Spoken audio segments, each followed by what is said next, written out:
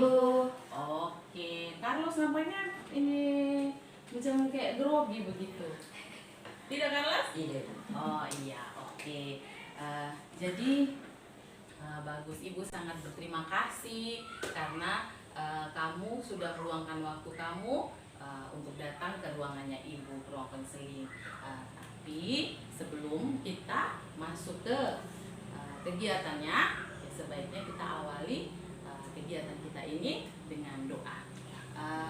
Apakah ada yang jadi? Oh, berarti itu kamu datang karena kamu punya ada persoalan sedikit. Jadi sebenarnya Ibu juga tadi kan sudah menitip pesan di pelajaran yang pertama tadi. Pelajaran tadi bahwa nama-nama kamu ini yang Ibu titipkan untuk dipanggil kurang. Ternyata kamu mau juga datang ke sini ya? Iya. Oke, terima kasih. Walaupun kita sudah kenal, Ibu tahu ini Sonia, Risa, Sita, Carlos. Tapi alangkah baiknya kita mulai dengan perkenalan lagi sehingga kita semakin akrab, menghilangkan rasa nervous atau mungkin rasa-rasa tegang-tegang sedikit begitu tak? Iya.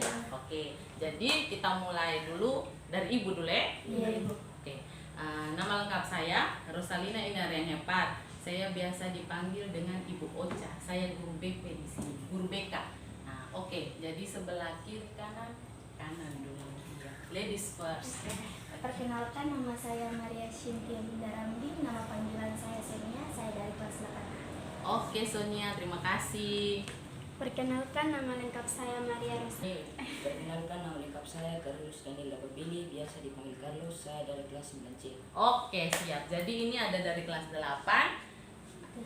ada dari kelas 9. Oke, berarti iya ya. Jadi Ibu tidak salah juga ya, karena perkenalan itu kamu kelas yang berbeda. Akhirnya bisa ketemu di sini ya. Iya. Nah, jadi di sini relax saja. Kita bukan datang menyelesaikan masalah kayak di polisi gitu. Ini bukan polisinya sekolah. Ganti pakai kata huruf O. Boleh? Boleh. Oh, boleh. Oke, supaya tidak memperpanjang waktu toh. Iya. Nah, oke, kita mulai ya. Dengarkan baik-baik. Ini namanya icebreaker melatih konsentrasi. Jadi lihatkan tatap mata saya. Jadi tidak boleh ikut Ibu punya tuntutan. Iya toh, seperti itu. Dengarkan apa yang saya katakan itu saja.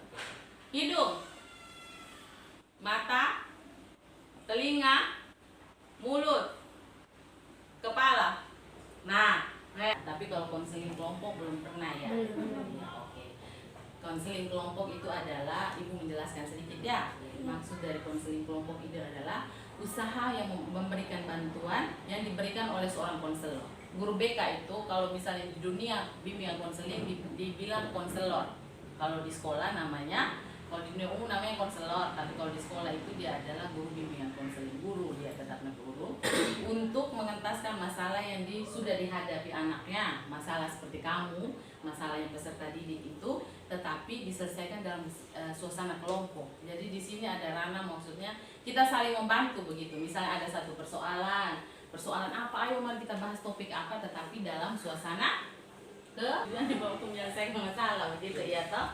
Nah, seperti itu. Terus di dalam konseling kelompok itu biasanya namanya ada asas.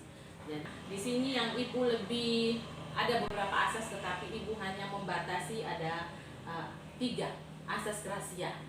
Nanti sebentar kita tuh ada janji, saling berjanji bahwa menjaga rahasia. Asas kerahasiaan itu berarti biar Ibu, kamu begitu, kamu semua juga ini kita maksudnya sepakat begitu. Kita janji bahwa apa yang kita omongin di sini, misalnya kan ada sekali kita omong masalah, jangan sampai ada yang malu ya toh. Kita ungkap begini, tahu Ibu deh bocor betul dicerita, biar betul air betul begitu, air betul dicerita kita masalah. Nah, Ibu juga berjanji, kamu juga harus demikian toh. Kita saling berjanji bahwa segala hal, segala persoalan yang kita selesaikan di sini, maksudnya yang kita ungkapkan di sini, curhatnya kita, pacarnya siapa, apa begitu, bahwa dia selesai di sini. Maksudnya hanya kita saja begitu, kita saja.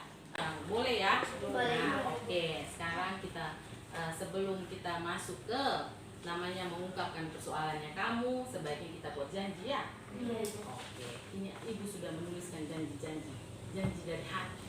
Oke, kita berdiri ya. Iya, sambil berpegangan tangan. Carlos pegang Sita, Risa pegang Ibu, begini. Nanti saya ngomong semua ikut ya. Iya. Kami berjanji. Kami berjanji. Oke, sekarang sekarang ibu minta kamu mengungkapkan kamu punya persoalan satu persatu. Boleh ya? Boleh. Nah, oke, sekarang kita pakai urut, pakai nama atau pakai abjad atau kiri kanan muka belakang, siapa yang duluan? Nama saja. Nama saja. Iya. Nah, oke, berarti namanya ibu yang pilih atau? Ibu yang pilih. Oh, ibu pilih. Oke, yang pertama adalah Sonia. Sonia. Ya, persoalan saya itu ibu sering tidak masuk sekolah karena tidak mengerjakan tugas yang diberikan guru. Oh iya, oke. Jadi Sonia ini ya jarang masuk ke sekolah juga karena berarti ibu takut begitu karena tidak kerja tugas toh. Iya, takut takut ketemu, dihukum guru. takut dihukum guru. Iya. Aduh, sayang sekali ya. Oke, sekarang siapa berikutnya lagi? Sita. Saya sering tidak pergi sekolah karena terlalu capek ikut kegiatan kempo itu. Ikut kegiatan Kempo juga ya? Wih, hebat betul kau ya. Berarti kau sekarang suban berapa? Oh, belum. Iya, tapi itu tadi masih permulaan. Tapi itu tadi karena tidak karena kegiatan luarnya tadi dengan Kemponya tadi akhirnya kecapean, tidak mau pergi sekolah sudah. Oh, seperti itu. Oke, baik Sita, terima kasih. Sekarang siapa lagi? Risa. Risa Dama. Terus Risa lagi Risa. Saya itu sering tunda mengerjakan tugas karena sering Oke, berarti sekarang kita sepakat bahwa masalahnya Risa yang kita bahas dan kita mencoba untuk menyelesaikan bersama-sama. Kita saling membantu ya untuk menyelesaikan masalahnya Risa. Oke. Nah, sekarang menurut kamu kenapa harus masalah Risa begitu? Kenapa kalau nanti Risa menjawab bahwa kenapa untuk penting dibahas, menurut kamu bahwa itu kau merasa terganggu dengan itu begitu? Iya. Nah, kenapa penting untuk dibahas? Nah, kalau Sonia atau Carlos, menurut Carlos kenapa kita harus membahas masalahnya Risa? Gara-gara di dalam nonton sinetron dia lupa dia kerja tugas. Lupa diri ya? Iya. Iya, karena ibu kadang begitu juga kalau nonton sinetron lupa cuci piring. Ya, oke, kalau Sita. Sama dekat sih, tapi dia ilmunya Hah? dia terlalu apa lagi? Oh, dia begitu ya, kadang juga begitu. Oh iya, gara-gara karena nonton sinetron tadi ya. Iya. Nah, oke. Kalau ini siapa? Ini Sonia. Kayaknya ada film India begitu ya? Atau jangan?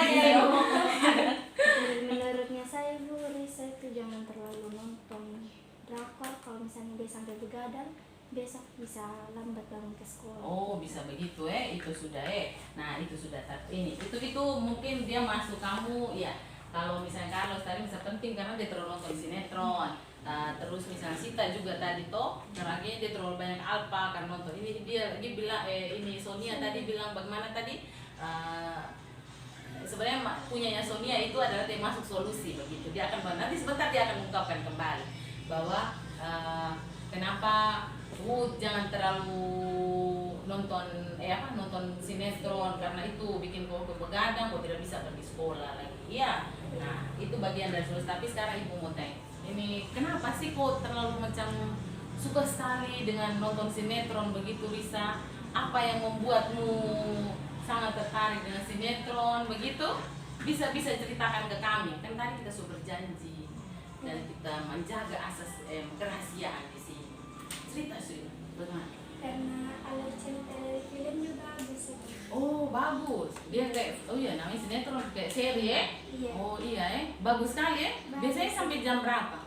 Jam 10, kadang setengah 11 baru tidur aja. Oh, belum lagi kalau nanti sebelum tidur masih pencet-pencet HP ya? Iya Ibu. Oh, itu sudah saling bagi-bagi. Wih, dia tadi begini atau mungkin tulis status. Wih, terlalu sekali sinetron ini sadar ini begini-begini. Iya. Iya Ibu. Oh, seperti itu. Atau memang yang lain juga seperti itu. Iya. Oh iya. Jadi kira-kira sinetron apa yang bisa suka? Sinetron apa yang sering mau nonton Risa? Dua dunia. Wow, Dua Dunia. Oh, itu sampai membuat engkau lupa kerjakan tugas ya toh. Nah, terus pulang habis sudah capek tidur itu toh. Nah, itu sudah. Nah, itu hal yang kamu ungkapkan itu dari ibu lihat yang kamu ceritakan kamu pun jadwal itu. Ibu melihat bahwa kamu belum bisa membagi waktu dengan baik ya. Nah, jadi antara belajar sekarang ini kita kembali ke masalah Risa tadi. Nah, karena dia kecanduan dengan nonton sinetron tadi, dia akan menunda pekerjaannya dia tidak Risa. Iya, Ibu. Terus yang ke drakor tadi, banyak drakor yang kau suka Inan. Begitu. Risa bagaimana? Menurut Risa apa yang harus dibuat seperti itu? Membagi waktu. Oh, membagi waktu. Jadi membuat ini jadwal seperti itu. Nah, oke. Itu dari Risa sendiri. Nah, coba kalau misalnya teman-teman lain membantu Risa begitu. Solusi untuk Risa misalnya seperti itu, jangan juga dibuat begitu. Nah, Sonia, apa Sonia? Menurut Sonia bagaimana? Untuk Risa. Untuk Risa juga.